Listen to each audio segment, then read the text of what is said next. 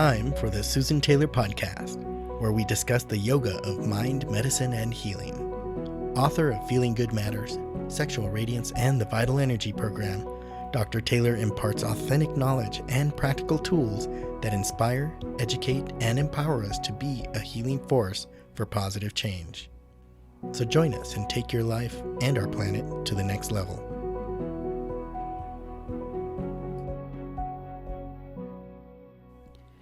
Hello and welcome to Podcast 53, Inflammation, Fire Gone Wild. Inflammation, which means to set on fire, is a body's natural response against harmful pathogens and stimuli that actually occur in two stages, namely one that's called acute inflammation and the other chronic inflammation. Acute inflammation is a part of the innate immunity, and it's initiated by immune cells that persist only for a short time, so it's our defense mechanism. It's actually a help.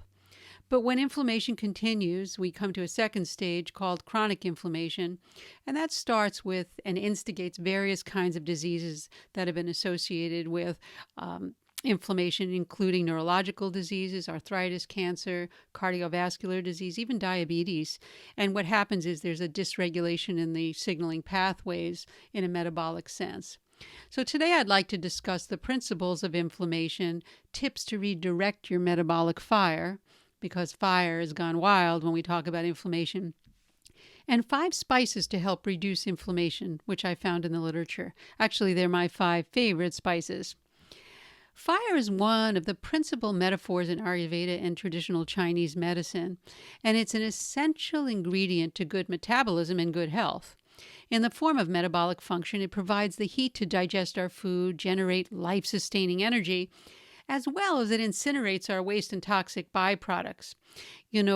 People speak about the body, and we know that the body and mind are one, so I would just like to insert this message here. In the area of the mind's metabolism, which I haven't really heard anyone speak about, it's how well we digest our thoughts and experience, and if we don't digest well, we can create an inflamed mind leading to irritation, anger, irritability, anxiety, etc., etc. So that when our fire is directed in the mind, then we can turn our willful thoughts into positive action. So keep that in mind, even though today I'm going to speak mostly on the body. The mind and the body are one, so what goes on in the body also has a direct implication of what's really going on in the mind itself. So let's turn to when the metabolic fire burns too hot or flares up, as I mentioned, with inflammation, it migrates to the wrong places, and that's how we end up in the chronic phase of inflammation. So our fire, our heat, for example, that's in our digestive system, when there's a problem and it might burn a little bit too much, it'll go out and it'll go to other organs, creating the disease process. But as I said, today I'll focus on the body, and we always keep in mind the body and mind are one. It's also important to realize that chronic inflammation is the source of many, as I mentioned, most diseases: cancer, obesity, heart disease. And it probably essentially makes it one of the leading causes of death in the United States, because it's underlying all of these diseases that, cardiovascular disease, for example. When inflammation, it is a perfectly normal and beneficial process, as many of you know, because the body's white blood cells and the chemicals help protect you with inflammation from foreign invaders like bacteria and viruses. But when it gets out of hand, that's where you have the problem. Both physical and mental diet has a lot to do with this chain of events. And remember, again, physical digestion is a representation of how well we digest our thoughts and emotions. But as devastating as it may sound when you're told that you have chronic inflammation, there are things that you can actually add to your diet to help redirect your metabolic fire. Research has proven that there are keys that help to reducing chronic inflammation, and those keys really start with the diet. Remember, there's a mind for the diet, or a diet for the mind as well as the body, and we always have to keep that in balance. Being liberal in your use of high-quality herbs and spices, and that's where I'm going to turn to now, is a simple way to boost anti-inflammatory quality of your of the foods that you're eating. So it will really help when they're added to the diet. I think I read somewhere once that the US and England are the only two places that really don't add a lot of herbs and spices in their diet as a day-to-day, into their food as a day-to-day activity. Not sure if that's true. I just had heard it from probably a webinar or some seminar that I took. But I always remember them saying that, and I started to add things and pay attention to that in my day-to-day diet itself, because Mother Nature has bestowed us with this, profuse source of remedies to treat various kinds of ailments. It's our own we can use it as our inner pharmacy. And since, phytochemicals are very present in foods that are grown well, in good soil, harvested well, planted well, the whole scenario, how it's done, we can use the root, the leaf, the bud, the seed, the barks, the berries, even the stigma of a plant or flower. All of these are used for culinary purposes, and they're generally called spices. So that's what we're going to talk about right now. Spices not only add flavor to taste of food, but they exhibit a tremendous amount of health benefits. Numerous results from any preclinical and clinical studies over the past several decades have actually proved the efficacious role of these spices and their active components in actually preventing and combating various diseases, from arthritis to asthma to cancer. You could find it, cardiovascular disease, diabetes, or any of the degenerative diseases that we are finding now. So the most commonly used spices for culinary purposes that show biological activities, I'll just name them and then I'd like to go into the details of 5 of my favorite, are black pepper, cardamom, cinnamon, clove, cumin, or cumin, however you want to pronounce that, fennel, garlic, ginger, onion, rosemary, turmeric, or turmeric, however you want to say it, etc. Herbs and cooking spices, they do contain a wide variety of antioxidants, minerals, and vitamins. Again, remember I spoke about in a few podcasts back how the soil, the way the seeds are harvested, the way they're planted, the way they're nurtured, all of that has to do with the vitamins and minerals that are presented not only in our vegetables, but also in the spices or the herbs that we're collecting. And if we keep that in mind, we want to maximize our nutrient density of every meal by using rich herbs and spices. Think about it. Every time you flavor your meals with herbs or spices, you're actually upgrading your food without adding a single calorie. In fact, on a gram free, let's just say it, on a per gram fresh weight basis, herbs rank even higher in antioxidants or antioxidant activity than fruits and vegetables, which are known to be high in antioxidants. Again, remember the soil makes a big difference. Many studies have also shown that most spices tend to have unique medicinal qualities that I just mentioned.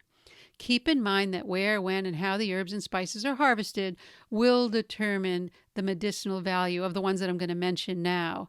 And also keep in mind how long they're sitting around on the kitchen shelf. Herbs over a year probably are starting to really wane in depends on how much they had to start off with, in their ability to really work in a medicinal way. So 5 of my favorite spices that pack a powerful anti-inflammatory punch. We start with turmeric, and that's the most commonly used spice in the world, actually. Curcumin, the main component of turmeric, which is probably at a range of 2 to 5%, is obtained from the rhizosomes of the plant, and it's yellow-colored compound, and anybody that's used it know wherever it goes, it could stain the counter, and it gives that golden color. It was actually discovered in 1842, and in 1910 the structure of curcumin was determined and later synthesized and co-crystallized. So this golden spice is one of the favorites. People have shown it's just amazing as an anti-inflammatory, antimicrobial. It's even used as an insecticidal and even radioprotective. I did some research to see that, and anti-cancer. But again, we have to see where it is being harvested and how it's being prepared. So keep that in mind. Turmeric, number 1. Black pepper is another one, and I love that one. And I add it when I make either spiced milk or I make some chai in the morning. It's a used spice, and it's widely known for its antioxidant activity. And it's also anti-carcinogenic, anti-inflammatory, as well as anti-ulcer properties.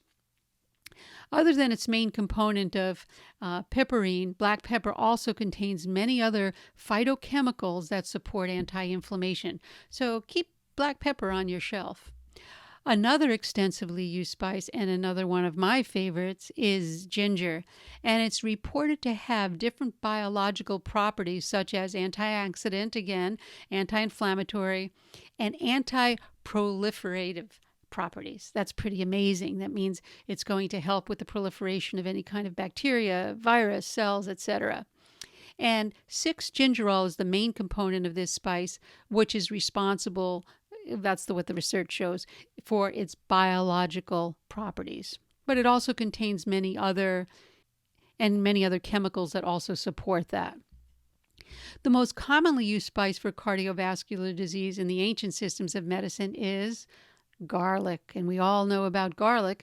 It possesses anti-inflammatory, gastroprotective, and anti-cancerous properties due to the presence of phytochemicals.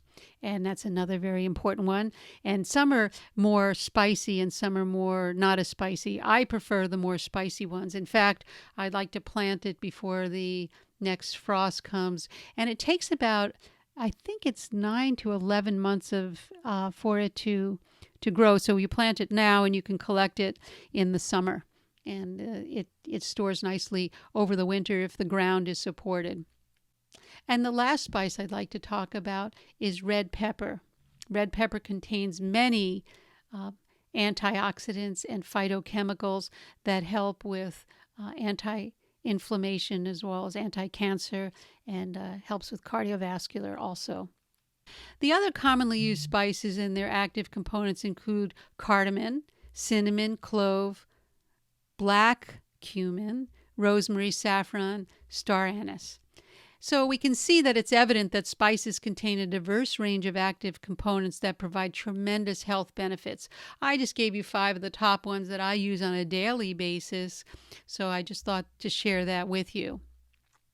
While among the most potent ounce-for-ounce herbs and spices are certainly not the only anti-inflammatory ingredients available, and we'll talk more about anti-inflammation as we go along with the new resilience training that I'm bringing out, but there are a number of foods that are well known for their anti-inflammatory properties, so make sure that you're eating a wide variety of them on a regular basis, because that can go a long way in preventing chronic illness. And the food that we eat affects the mind. I call it nutritional energetics.